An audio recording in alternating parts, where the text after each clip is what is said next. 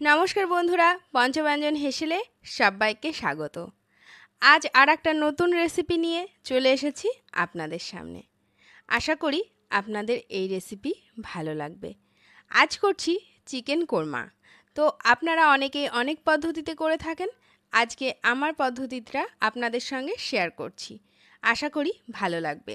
তো এখানে দেখুন, আমি এখানে বড় সাইজের চিকেনের টুকরোগুলোকে নিয়ে নিয়েছি। আর এখানে পরিমাণ মতো লবণ আর গোলমরিচের গুঁড়ো দিয়ে 5 থেকে 10 মিনিট আমি ম্যারিনেট করে রাখছি। এখানে আপনারা গোলমরিচ কিন্তু কালো গোলমরিচের জায়গায় সাদাটাও ব্যবহার করতে পারেন। তারপরে কড়াইটা গরম করে তেলটাকে দিয়ে গরম করে নিয়েছি। আর তারপরে এই চিকেনের পিসগুলোকে সামান্য ভেজে নেব।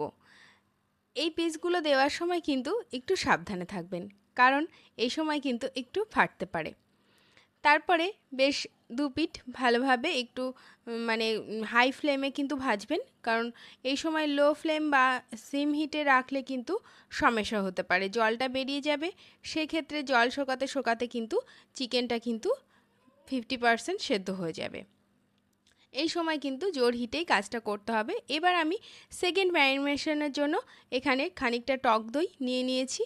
আর টক দইয়ের সঙ্গে দিয়ে দেব খানিকটা পাকা লঙ্কা বাটা।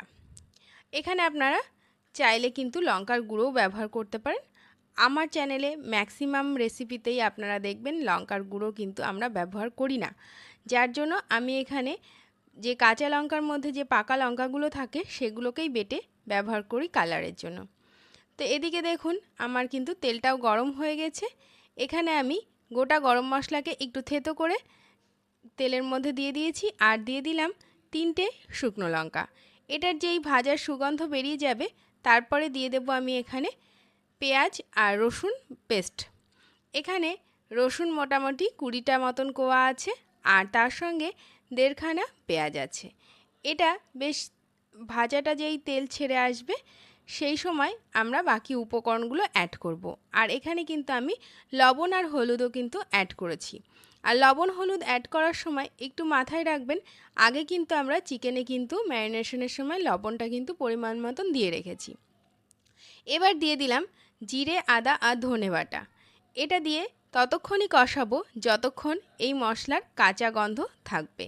কাঁচা গন্ধ বেরিয়ে আসলেই আমরা এর মধ্যে এই ম্যারিনেট করা চিকেনটাকে দিয়ে দেব।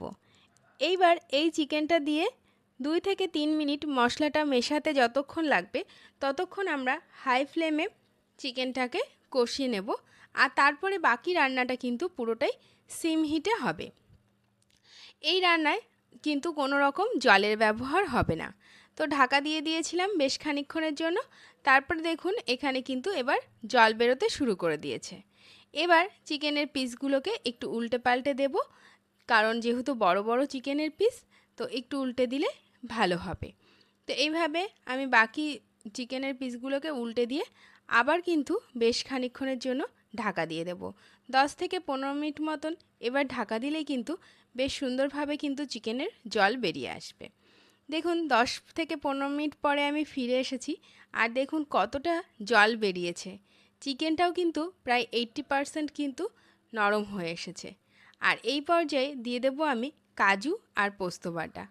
কাজু আর পোস্ত যে পরিমাণ থাকবে তার অর্ধেক থাকবে কাজু বাদাম। এটাকে দিয়ে একটা বেশ মিহি পেস্ট তৈরি করে রেখেছিলাম। আর এই পেস্টটা দেওয়ার পরেই কিন্তু দেখতে পাবেন আমাদের গ্রেভি কিন্তু গাঢ় হয়ে যাবে। আর বুঝতেই পারবেন যে আমাদের কিন্তু চিকেন প্রায় হয়ে এসেছে। যেহেতু এগুলো একটু মোগলাই ধরনের রেসিপি, সেহেতু কিন্তু এই রান্নাগুলোতে একটু কাজু, পোস্ত আর একটু কেওড়া জল এই সমস্তর ব্যবহার কিন্তু হয়ে থাকে। তো সেই জন্য এখানে দিয়ে দিলাম 1 চা চামচ পরিমাণ কেওড়া জল। আমাদের রান্না প্রায় শেষের দিকে। এখানে দিয়ে দিচ্ছি একটা ভাজা মশলার গুঁড়ো, যেখানে জিরে, ধনে, গোটা গরম মশলা, জায়ফল আর তার সঙ্গে রয়েছে বড় এলাচ। তারপরে দিয়ে দিলাম খানিকটা কেশর। এইবার আমাদের রান্না কিন্তু শেষ। এবার আমরা খানিকক্ষণের জন্য রেখে দেব স্ট্যান্ডিং হিটে। গ্যাসের ফ্লেম কিন্তু আমি এখন বন্ধ করে দিয়েছি। এইবার স্ট্যান্ডিং হিটে থাকলেই কিন্তু রান্নাটা বাকিটা কিন্তু হয়ে যাবে। তো চলুন এবার খানিকক্ষণের জন্য স্ট্যান্ডিং হিটে রেখে দিই, তারপরে দেখাচ্ছি আপনাদের যে কেমন হয়েছে। তো কেমন হয়েছে বন্ধুরা আজকের রেসিপি? অবশ্যই জানাবেন। ভালো লাগলে লাইক শেয়ার কমেন্ট করতে ভুলবেন না।